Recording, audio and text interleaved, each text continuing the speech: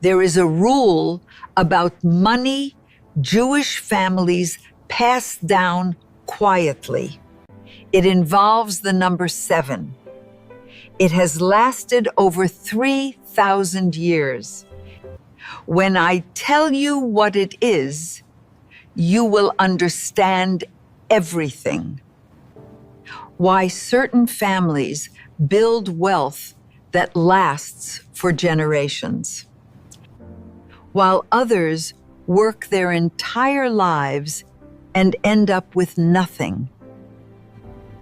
Banks know about this pattern. Financial institutions have studied it. Nobody explains it to ordinary people. Today, that changes. Let me ask you something honest. Have you ever reached month's end and wondered where all the money went? You showed up every day. You sacrificed time with your family, your rest, your health, and still copy, more month left than money. Maybe you have tried budgeting. Maybe you followed financial experts. And still something feels like a leak you cannot find. I want you to hear this. It is not your fault. You were never taught the real rules. There are ancient principles about money fries, about cycles, about how wealth actually moves through time. Preserved in Jewish tradition for over 3,000 years. Not magic, not superstition, practical wisdom that survived empires. At the heart of these principles is what I call the 7-to-7-7 rule. I want to pause here. What I am sharing is not for everyone. It is for those who are ready to break the cycle. If you feel something stirring, pray, subscribe, and join our family so you never miss these ancient keys. Now, back to the teaching. The first 7 is about the cycle of work and rest. My grandmother came here with 2 suitcases and almost nothing. A little money sewn into the lining of her coat. No English, no connections, no degrees. Within 10 years, Bith, a shop. Within 20 years, she owned the building itself. When I was 12, I asked her, "How did you do it?" She said, "The secret is not in how hard you work. The secret is in when you stop." In Exodus 20, verse 9, Torah commands 6 days of labor and 1 day of sacred rest. Not just a religious rule. My grandmother understood it was financial law. When you never stop, you lose perspective. You make desperate decisions. You say yes to bad deals. You spend to numb the burnout. The Talmud teaches provision for Shabbat is allocated separately. It is not subtracted from your wealth. It is added. Your rest is not a cost. It is a return. Every Friday, she closed her shop.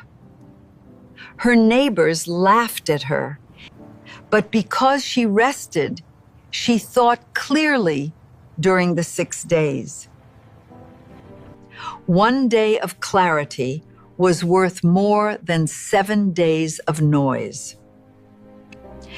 This is just one layer of the Torah Wealth Code. I have documented other ancient financial rituals on this channel. Make sure you explore them. But right now, Ashenfe, you need this.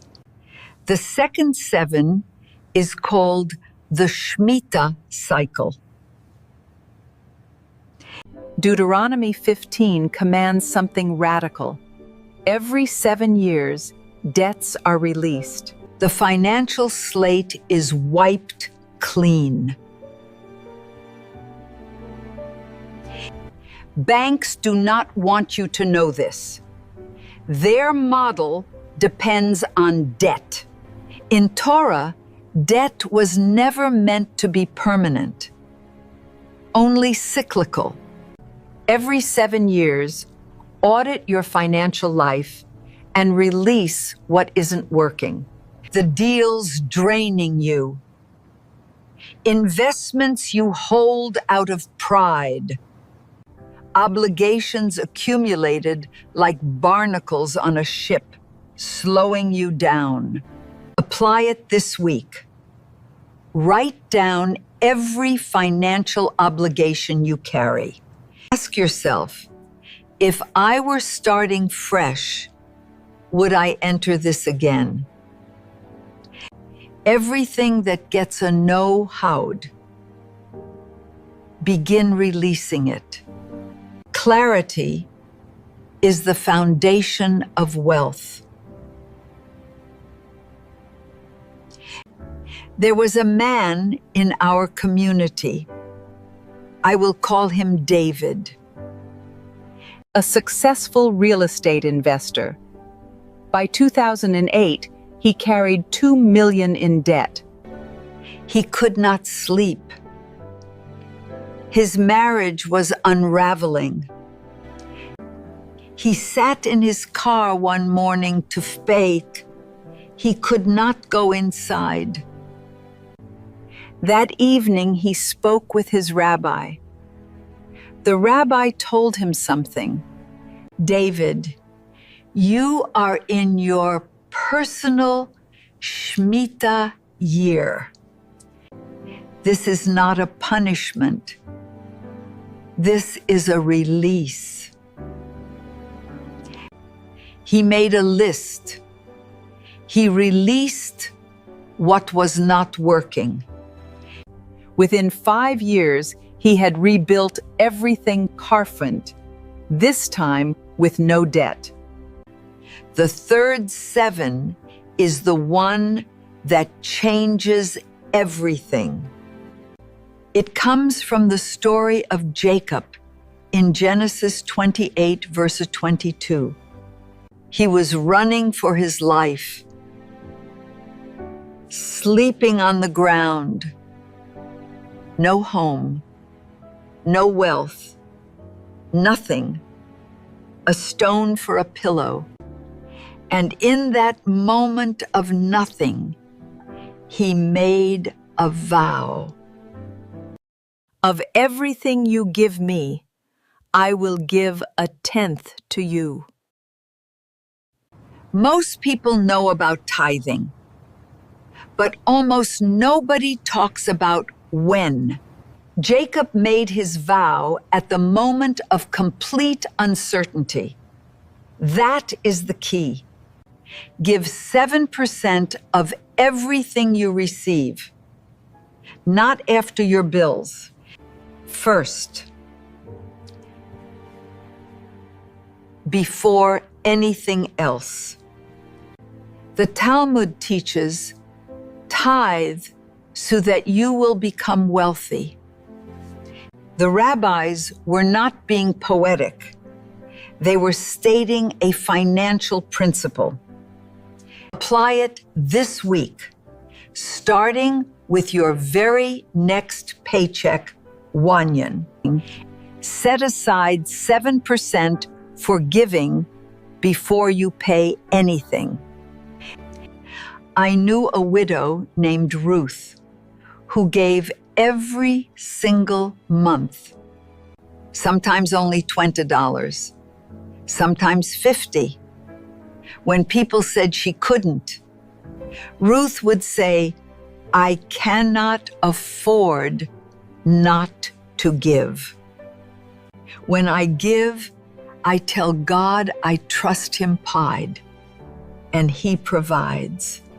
Ruth lived to 93. She never went hungry, never lost her home. Her savings grew aid. She invested wisely and never stopped giving.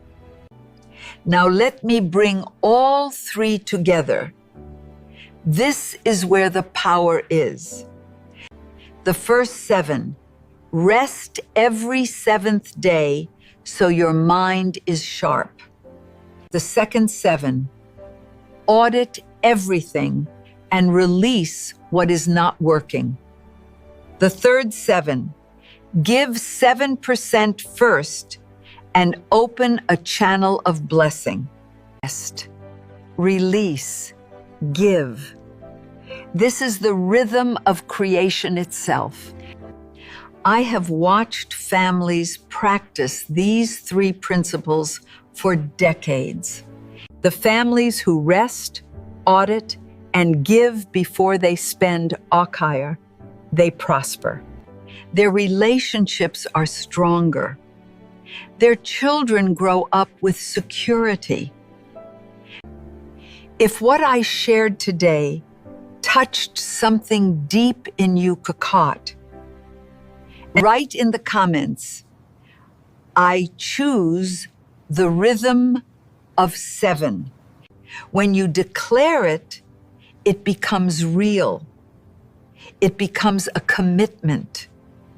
Think of one person who works hard but cannot get ahead. Share this with them.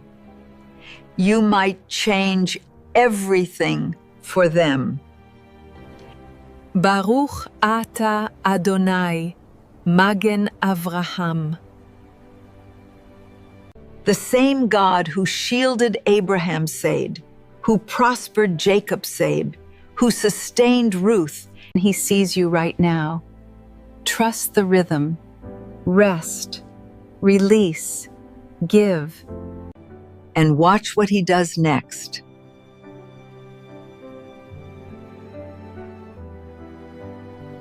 The rhythm was always there, waiting for you to return to it. Subscribe, share this, and let the rhythm begin in your house today.